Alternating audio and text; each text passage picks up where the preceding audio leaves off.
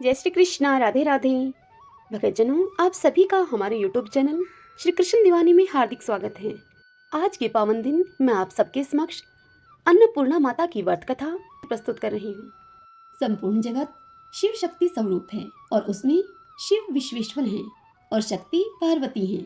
सृष्टि काल में पार्वती को माया कहते हैं और पालन के समय वही अन्नपूर्णा नाम से विख्यात हैं और संहार काल के समय वही कालरात्रि हैं। सृष्टि काल में पालन करने वाली अन्नपूर्णा का व्रत अन्न, धन और संतान को देने वाला है। अतः अन्न, धन, ऐश्वर्य, आरोग्य एवं संतान की कामना करने वाली स्त्री पुरुषों को अन्नपूर्णा माता का यह व्रत विधि पूर्वक करना चाहिए। आइए अब हम सब अन्नपूर्णा माता के व्रत की कथा को सुनते हैं। सब बोलिए माँ अन्नपूर्णा की जय। काशी के निवासी धनंजय की पत्नी का नाम सुलक्षणा था। सुलक्षणा को सभी सुख प्राप्त थे, केवल निर्धनता ही उसके दुख का एकमात्र कारण थी। यह दुख उसे हर समय सताता रहता था। एक दिन सुलक्षणा अपने पति से बोली, स्वामी आप कुछ उद्यम करो तो काम बने, इस प्रकार कब तक काम चलेगा। सुलक्षणा की यह बात धनंजय के मन में बैठ गई और वह उसी दिन विश्वनाथ शंकर को प्रसन्न करने के लिए पूजा में बैठ गया और कहने लगा, हे देवादिदेव विश्वेश्वर, मुझे पूजा पाठ कुछ नहीं आता, केवल तुम्हारे भरोसे यहाँ बैठा हूँ। इतनी विनती करके धनंजय 2-3 दिन तक भूखा और प्यासा वहीं पर बैठा रहा। यह देखकर भगवान शंकर ने उसके कान में अन्नपूर्णा अन्नपूर्णा अन्नपूर्णा इस प्रकार 3 बार कहा। यह कौन क्या कह गया, इसी सोच में धनंजय अभी पड़ा था कि एकाएक मंदिर से आते ब्राह्मणों को देखकर वह पूछने लगा, पंडित जी अन्नपूर्णा कौन है। तब ब्राह्मणों ने कहा कि तू अन्न छोड़कर बैठा है, सो तुझे अन्न की ही बात सूझती है। तू घर जाकर अन्न ग्रहण कर ले। धनंजय फिर घर आ गया। स्त्री से उसने यह सारी बात कही। तब धनंजय की पत्नी सुलक्षणा उससे बोली, हे नाथ आप चिंता मत करिए, स्वयं शंकर भगवान ने आपको यह मंत्र दिया है, वे स्वयं ही इसका खुलासा करेंगे, आप फिर जाकर उनकी आराधना करो। धनंजय फिर जैसे का तैसा पूजा पाठ में जाकर बैठ गया। रात्रि में शंकर जी ने आज्ञा दी कि तू पूर्व दिशा में चला जा। तब वह अन्नपूर्णा का नाम जपता जाता और रास्ते में फल खाता हुआ झरनों का पानी पीता जाता। इस प्रकार कितने ही दिनों तक यही चलता गया। वहां उसे चांदी सी चमकती हुई वन की शोभा देखने में आई, सुंदर सरोवर देखने में आया। उसके किनारे कितनी ही अप्सराएं झुंड बनाए बैठी थी। एक कथा कहती थी और बाकी सब माँ अन्नपूर्णा इस प्रकार बार बार कहती थी। अगहन मास की उजियाली रात्रि थी और आज से ही व्रत का आरंभ था। जिस शब्द की खोज करने के लिए धनंजय निकला था वह उसे वहां सुनने को मिला। धनंजय ने उनके पास जाकर उनसे पूछा, हे देवियों आप यह क्या करती हो। तब उन सब ने कहा कि हम माता अन्नपूर्णा का व्रत करती हैं। इस पर धनंजय ने फिर से उनसे पूछा, इस व्रत को करने से क्या होता है, यह किसी ने किया भी है, इसे कब किया जाए, कैसा व्रत है और कैसी इसकी विधि है, मुझसे भी कहो। तब वे कहने लगी, इस व्रत को सब कोई कर सकते हैं। 17 दिन के लिए 17 गांठ का सूत्र लेना चाहिए। 17 दिन यदि न बने तो एक दिन उपवास करें और यह भी न बने तो केवल कथा सुनकर प्रसाद लें। निराहार रहकर कथा कहें। कथा सुनने वाला कोई न मिले तो पीपल के पत्ते को रखकर सुपारी या गुआर पाठा वृक्ष को सामने करके, दीपक को साक्षी करके सूर्य, गाय, तुलसी या महादेव को बिना कथा सुनाए मुख में दाना न डालें। यदि भूल से भी कुछ पड़ जाए तो एक दिवस फिर उपवास करें। व्रत के दिन क्रोध न करें और झूठ भी न बोले। धनंजय बोला, इस व्रत को करने से क्या होगा।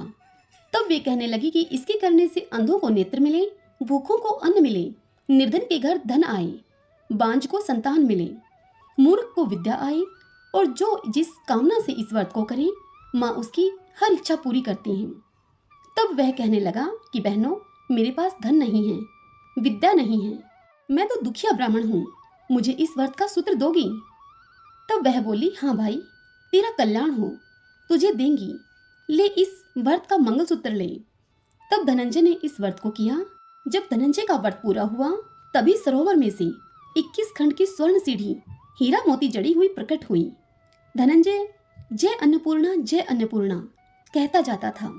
इस प्रकार कितनी ही सीढ़ियां उतर गया तो धनंजय क्या देखता है कि करोड़ों सूर्यों के समान प्रकाशमान माँ अन्नपूर्णा का मंदिर है। उसके सामने स्वर्ण सिंहासन पर माता अन्नपूर्णा विराजमान है। सामने भिक्षा हेतु भगवान शंकर खड़े हैं। दिवांगनाएं चंवर डुलाती हैं, कितनी ही हथियार बांधे पहरा देती हैं। धनंजय दौड़कर कहने लगा, माता आप तो अंतर्यामिनी हो, मैं आपको अपनी दशा क्या बताऊं। तब माता बोली कि तूने मेरा व्रत किया है, जा तेरा संसार सत्कार करेगा। माता ने धनंजय की जीवा पर बीज मंत्र लिख दिया। अब तो उसके रोम रोम में विद्या प्रकट हो गई। इतने में ही क्या देखता है कि वह काशी विश्वनाथ के मंदिर में खड़ा है। माँ का वरदान लेकर धनंजय अब घर आया। सुलक्षणा से सब बात कही उसने। माता जी की कृपा से उसके घर में संपत्ति अब उमड़ने लगी। छोटा सा घर बहुत बड़ा गिना जाने लगा। जैसे शहद की छत्ते में मक्खियां जमा होती हैं, उसी प्रकार अनेक सगे संबंधी आकर बड़ाई करने लगे। कहने लगे, इतना धन और इतना बड़ा घर, सुंदर संतान नहीं तो इस कमाई का कौन भोग करेगा। सुलक्षणा की संतान नहीं है, इसलिए तुम दूसरा विवाह करो। अनिच्छा होते हुए भी धनंजय को दूसरा विवाह करना पड़ा और सती सुलक्षणा को सोत का दुख उठाना पड़ा। इस प्रकार दिन बीतते चले गए। फिर अघन मास आया। नए बंधन से बंधे पति को सुलक्षणा ने कहलवाया कि व्रत के प्रभाव से हम सुखी हुए हैं, इस कारण यह व्रत छोड़ना नहीं चाहिए। यह माता जी का ही प्रताप है जो हम इतने संपन्न और सुखी हैं। सुलक्षणा की इस बात को सुनकर धनंजय उसके यहाँ आया और व्रत में बैठ गया। नई बहू को इस व्रत की खबर नहीं थी। वह धनंजय के आने की राह देखती रही। दिन बीतते गए और व्रत पूर्ण होने में 3 दिवस बाकी थे कि नई बहू को खबर पड़ी। उसके मन में तो ईर्ष्या की ज्वाला दहक रही थी। सुलक्षणा के घर में वह आ पहुंची और झगड़ा मचा दिया। वह धनंजय को अपने साथ ले गई। नए घर में धनंजय को थोड़ी देर के लिए निद्रा ने आ दबाया।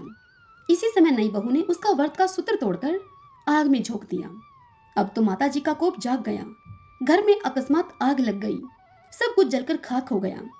सुलक्षणा सब समझ गई कि यह क्यों हुआ है और फिर सुलक्षणा पति को फिर से अपने घर में ले आई। नई बहू रूठकर पिता के घर जा बैठी।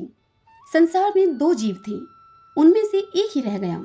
पति को परमेश्वर मानने वाली सुलक्षणा बोली, हे नाथ, आप घबराना नहीं, माता जी की कला अलौकिक है।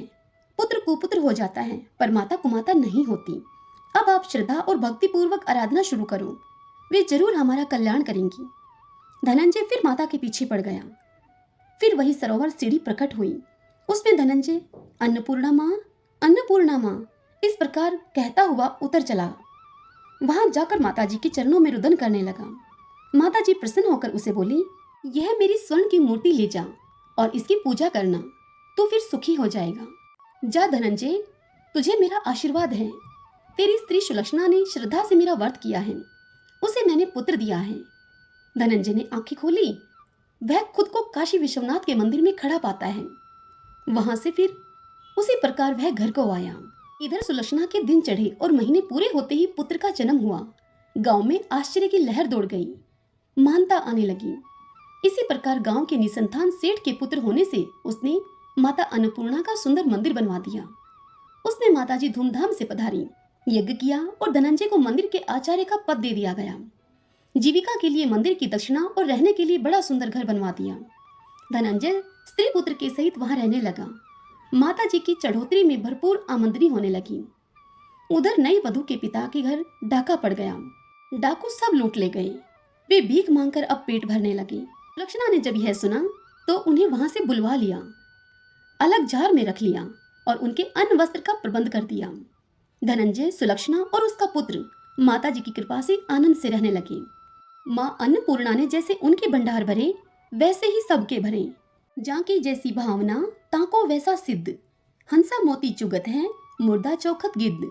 सत्य भावना देव में सकल सिद्धि का मूल, बिना भाव भटकयो फिरे खेवई समय फिजूल।